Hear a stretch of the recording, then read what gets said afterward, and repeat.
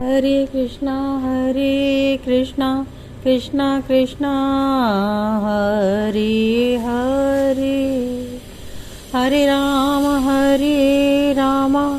राम राम हरे हरे। हरे कृष्णा सभी भक्तों का स्वागत मेरे कृष्णा डिवोशन चैनल पर। यहाँ पर हम राधा श्याम सुंदर की अद्भुत लीलाओं का चर्चा और आस्वादन कर रहे हैं। अमृत रूपी रस का आस्वादन हम सभी कर रहे हैं। श्री हरि ही हमारा मार्गदर्शन कर रहे हैं। उन तक पहुंचने का साधन और मार्ग वो ही हमें बता रहे हैं। अन्यथा हमारी कोई भी समर्था नहीं है कि प्रभु तक हम पहुंच सके और इन लीलाओं और कथाओं का श्रवण कर सकें। प्रभु ही हमें समर्था प्रदान कर रहे हैं और इस समर्था में आप सभी भागीदार हैं जिन तक यह वीडियो पहुंच रहा है। तो प्रभु की हरि की कृपा का अनुभव कीजिए और हरि की चिंतन में खो जाएं, ताकि हम प्रभु तक एक ना एक दिन साधना करते हुए पहुंच सकें। आज का भाग 180 और ये एक विरह कथा है। विरह कथा क्योंकि कल तक के भाग में हमने श्रवण किया कि अक्रूर जी श्री बलराम और श्री कृष्ण को लेने के लिए वृंदावन में पहुंच गए हैं और ब्रजरानी सबको यह खबर हो गई है कि वो बलराम और कृष्ण को लेने आए हैं। तो यह विरह कथा इसलिए है क्योंकि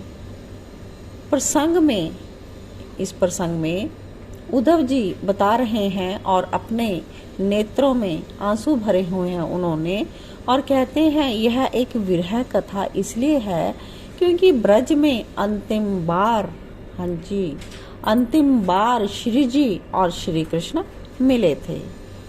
वैसे तो ये दोनों सनातन प्रेमी हैं, ये कभी अलग हुए ही नहीं, पर अवतार काल में इन्होंने लीला करने के लिए वृंदावन में जब से अवतरण किया है, उच्चतम प्रेम वियोग का दर्शन हम जीवों को कराने के लिए यह प्रसंग उपस्थित स्वयं युगल ने ही किया था।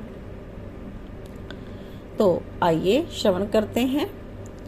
मैया अपने लाला को लेकर चली जाती है एक और।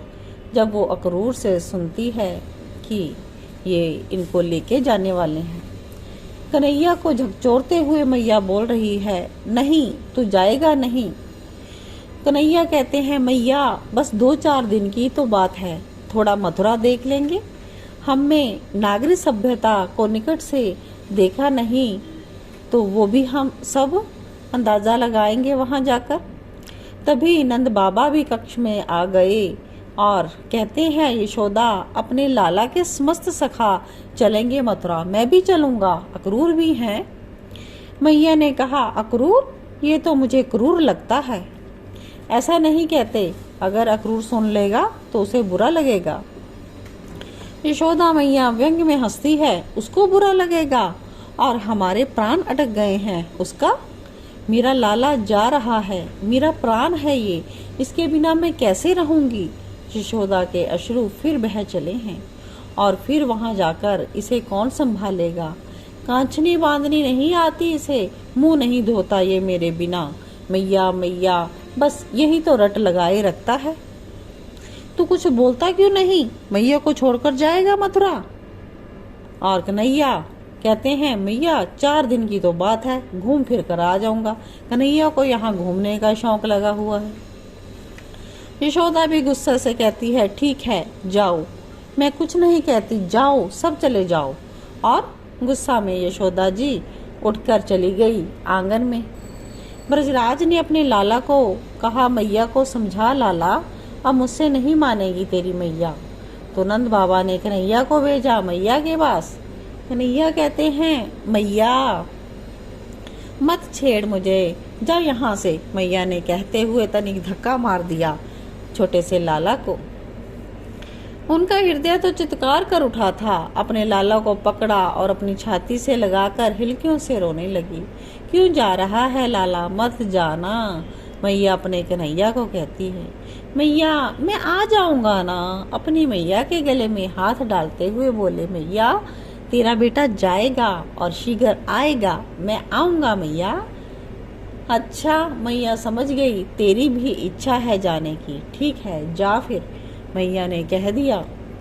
ऐसे नहीं मैया, मुस्कुरा कर बोलो, कन्हैया फिर से बोले। अब नहीं हंसा जाएगा मुझसे। यशोदा मैया ने अपने आंसुओं को रोक लिया, यही इसके लिए बड़ी बात थी। मैया मैं घड़ी भर के लिए राधा से मिला हूँ, हाँ जा, लाला जल्दी आ जाना पर। ऐसा कह कन्हैया बाहर निकले, बाबा ब्रजराज को कहते हुए, बाबा मैया मान गई है, मैं भी आता हूँ। बाबा ने कहा, शीघ्र आ जाना बच्चे, कल प्रातः ही जाना है मथुरा। कन्हैया दौड़ते हुए कहते हैं, अच्छा बाबा ठीक है बाबा। तो कन्हैया दौड़ते दौड़ते कहाँ पहुँचे हैं? गहवर वन में पहुँचे श्याम सुंदर। वहाँ पर कहते हैं, राधे राधे प्यारी कहाँ हो? अब उन्हें वहाँ श्री राधा नहीं मिल रही। श्याम सुंदर पुकार रहे हैं, प्यारी तो मालकुंज में छुप गई है आज भानु दुलारी, बताओ ना कहाँ हो? श्याम सुंदर पुकारे जा रहे हैं। कुंजों में छुपने पर हंसने की आवाज आ रही है, पर श्याम सुंदर ने जाकर पीछे से पकड़ लिया और जब देखा अपनी प्यारी को तो नीली साड़ी पहनी थी आज, नीलमणि के आभूषण धारण किए थे प्रियजू ने, नीली कंचकी, नीले पुष्पों का हार और स्वर्ण समान चमकते गोर भाल में नीली बिंदी कितनी अच्छी लग रही थी। श्री अंग में कृष्ण वर्ण की कस्तूरी की सुगंध स्वयं श्याम सुंदर का मन मोह रही थी। इस तरह अपने प्रीतम के साथ मिलन के लिए प्रिया जी खड़ी हैं और श्याम सुंदर ने तृण तोड़कर फेंक दिया उनकी ओर, कहा, आज आप बहुत सुंदर लग रही हो। हाँ देखो ना प्यारे, ये वृंदा सखी ने मुझे सजाया है। मैंने इससे पूछा भी आज क्या है, पर ये मानी नहीं। तो मैंने उस वृंदा सखी से पूछा, तो मेरा श्रृंगार करके रोती क्यों है? आज उदास है वन, इसलिए। अब नंद नंदन भी सिर झुकाकर खड़े हो गए। तो राधा जी कहती हैं, प्यारे आप ऐसे क्यों खड़े हो, कुछ बोलते क्यों नहीं? मेरी पायल बज रही है, अच्छी है ना?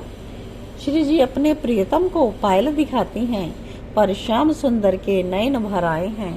श्याम बैठ गए श्री जी के चरणों में। श्री जी पूछती हैं, प्यारे क्या हुआ? टप टप आंसू श्री जी के चरणों में गिरने लगे। क्या हुआ? ऐसा मत करो, कुछ बोलो। आज मुझे सब रोते हुए लग रहे हैं। ये वन भी रो रहा है, यहाँ के वृक्ष भी, पक्षी भी, यमुना और मेरा प्राणधन, लेकिन क्यों? श्री कृष्ण हिलकियों से रो पड़े। मैं जा रहा हूँ मथुरा। क्या क्या? श्री राधा रानी के नेत्रों से अश्रु प्रारंभ हो गए। कुछ समझ में नहीं आ रहा उनके कि ये क्या कह दिया प्रीतम ने एकाएक यहाँ आकर। हाँ मैं जा रहा हूँ प्यारी, रो पड़ी राधा रानी। पर फिर मैं कैसे रहूंगी? तो फेंट से बांसुरी निकाली और अपने दोनों हाथों में रखी श्री जी के सामने। ये मेरी बांसुरी है, अब नहीं बजाऊंगा मथुरा में, क्योंकि वहाँ कोई अधिकारी ही नहीं है। राधे ये तुम रखो बांसुरी, मेरी जब याद आए ना तो बजा लेना। श्री राधा रानी हंसी। उनकी ये हंसी पूरे वन में गूंज रही थी। दुख चरम का था, इसलिए अब हंसी आ गई थी। तुम्हारी याद क्यों आएगी? याद उसकी आती है जिसे भूला जाता है। तुम्हें ये राधे भूलेगी कब? श्री कृष्ण उठे, बांसुरी दी उन कोमल करों में, नेत्रों में अश्रु बरस रहे हैं। दोनों के अस्तित्व भी रो पड़ा है आज। निभृत निकुंज सजाया था वृंदा देवी ने कि अभिसार हो युगल का अंतिम में एक बार, और पर फूलों की सेज अब शूल बनकर चुभेंगे। राधा रानी कहती है, तुम सच में जाओगे? इस ब्रज को छोड़कर चले जाओगे? बैठ गए फिर श्याम सुंदर। उन गोरे चरणों को अपने पलकों से छुआ।